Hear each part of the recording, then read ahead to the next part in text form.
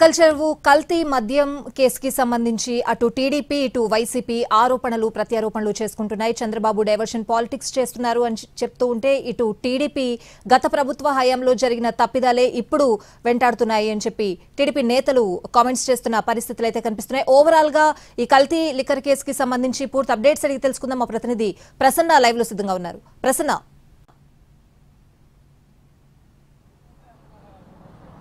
స్వాతి, ఓవరాల్గా నకిలీ మద్యం అంశానికి సంబంధించి చాలా హాట్ టాపిక్గా మారిన పరిస్థితి అయితే కనిపిస్తోంది. గత వారం రోజులుగా చూస్తే అక్కడ నకిలీ మద్యం ఆనవాళ్లు దొరకడం, నకిలీ మద్యం పట్టుబడటం, డైరెక్ట్గా ఈ విషయాలన్నిటి మీద కూడా ప్రభుత్వం సీరియస్గా తీసుకుంది. అదేవిధంగా కొంతమంది నేతలను టీడీపీ నుంచి సస్పెండ్ చేశారు, అధికారుల మీద కూడా చర్యలు తీసుకుంటున్న పరిస్థితి. దీని మీద సిట్ ఏర్పాటు చేశారు. అయితే కల్తీ మద్యం వ్యవహారానికి సంబంధించి అటు టీడీపీ ఇటు వైసీపీ మధ్య విమర్శలు ప్రతి విమర్శలు ప్రధానంగా జరుగుతూనే ఉన్నాయి. అయితే డైరెక్ట్గా కూటమికి సంబంధించిన నేతలు, వాళ్ళు టీడీపీ నేతలు డైరెక్ట్గా ఈ కల్తీ మద్యం వ్యవహారంలో ఉండటం, వాళ్ళని ఎక్సైజ్ శాఖ అధికారులు పట్టుకోవడం, ఆ తర్వాత సస్పెండ్ చేయడం, అధికారుల మీద చర్యలు తీసుకోవడం కూడా ఈ పరిస్థితి కొనసాగుతూ వచ్చింది. అయితే ఇక్కడ అద్దేపల్లి జనార్దన్ రావు అనే వ్యక్తి జోగి రమేష్ తన చేత కల్తీ మద్యం తయారు చేయించారు. జోగి రమేష్ పాత్ర ఇందులో ఎక్కువగా ఉంది. ప్రభుత్వాన్ని భ్రష్టు పట్టించడం కోసమే జోగి రమేష్ ఈ రకంగా చేశారనే వీడియో రిలీజ్ చేయడం, వీడియో తర్వాత విమర్శలు ప్రతి విమర్శలు కూడా చాలా ఎక్కువగా ఉన్నాయి. అయితే నకిలీ మద్యం వ్యవహారం కూటమి ప్రభుత్వంలో పట్టుబడడంతో ఇది ప్రభుత్వం సీరియస్ గా తీసుకోవడమే కాకుండా గత ప్రభుత్వం మీదకి నెపం నెట్టాలని చూసినా తాజా పరిణామాలు కానీ, అక్కడ దొరికిన మద్యం వ్యవహారాలు కానీ, మద్యం డంపింగ్ కానీ, ఇవన్నీ కూడా ప్రభుత్వాన్ని వేలెత్తి చూపే పరిస్థితి ఉంది అనే కారణంతో సీఎం చంద్రబాబు కూడా చాలా ఫాస్ట్ గా రియాక్ట్ అయ్యారు. సుదీర్ఘంగా కూడా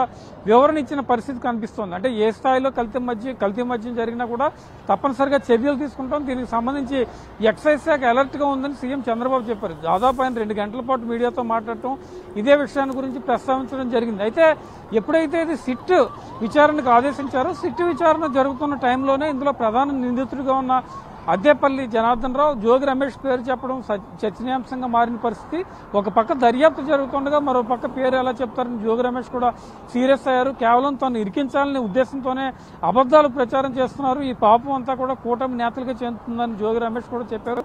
ఓవరాల్ గా అటు వైసీపీ కానీ ఇటు టీడీపీ కానీ రెండు పార్టీల మధ్య కూడా విమర్శలు ప్రతి విమర్శలు ప్రధానంగా ఈ నకిలీ మద్యం అంశానికి సంబంధించి జరుగుతున్నాయి. అయితే సిట్ విచారణ చేసిన తర్వాత ఈ విచారణలో ఏ అంశాలు బయటకు వస్తాయి, మరోవైపు నకిలీ మద్యం వ్యవహారానికి సంబంధించి ఒక స్కానింగ్ జరగాలి, ఎక్సైజ్ శాఖ అధికారులు ఎప్పటికప్పుడు దృష్టి పెట్టాలి, బాటిల్స్ అన్ని కూడా స్కాన్ చేసిన తర్వాతే వినియోగదారులకు చేరేలా చూడాలని ఒక స్పష్టమైన ఆదేశాలు కూడా ఇవాళ ఇవ్వడం జరిగింది.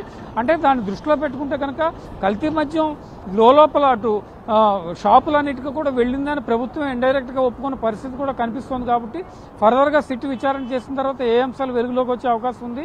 ఈ విమర్శలు ప్రతి విమర్శలు రాజకీయంగా కొనసాగుతున్నాయి. మరోవైపు మంత్రి కొల్లు రవీంద్ర కూడా దీని మీద స్పందించారు. తక్షణం చర్యలు తీసుకుంటామని ఆయన కూడా చెప్పిన పరిస్థితి అయితే ప్రస్తుతం మనకు కనిపిస్తోంది.